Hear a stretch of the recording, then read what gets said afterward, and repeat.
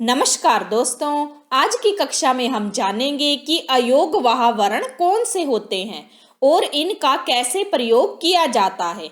इसे अंत तक जरूर देखें ताकि आपको अयोगवाह वर्णों की जानकारी हो सके। आइए शुरू करते हैं। अंग और अंग है, अनुस्वार और विसर्ग कहलाते हैं। हिंदी वर्णमाला में इन्हें अयोगवाह नाम दिया गया है। अयोगवाह का अर्थ है योग न होने पर भी जो साथ रहे।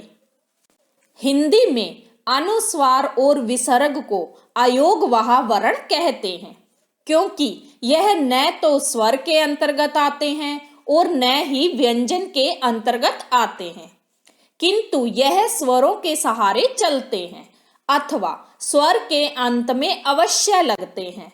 स्वर और व्यंजन दोनों में इनका उपयोग होता है, जैसे अंग, प्रातः आदि।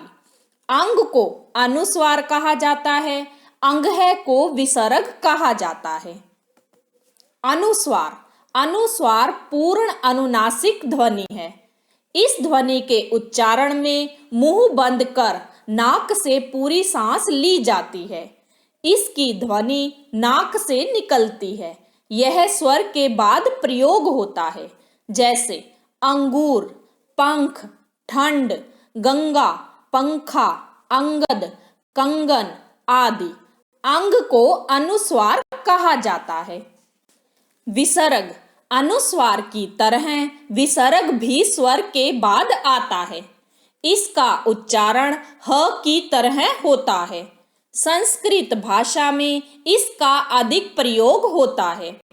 हिंदी के तत्सम शब्दों में भी विसर्ग का प्रयोग होता है, जैसे अतः, स्वतः, दुख, प्रातः, फलतः, मूलतः आदि।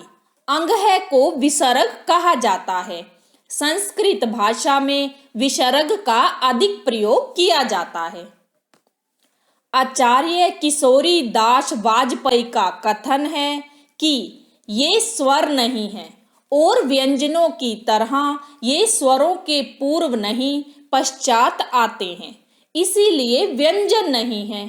इसीलिए इन दोनों ध्वनियों को अयोगवाह कहते हैं। ये हिंदी वर्णमाला में अयोगवाह वर्ण है जिसे हमने जाना है। अगर आपको यह जानकारी अच्छी लगी हो तो चैनल को लाइक और सब्सक्राइब करना ना भूलें ताकि आपको इसी तरह की और जानकारी आसानी से मिलती रहे। धन्यवाद।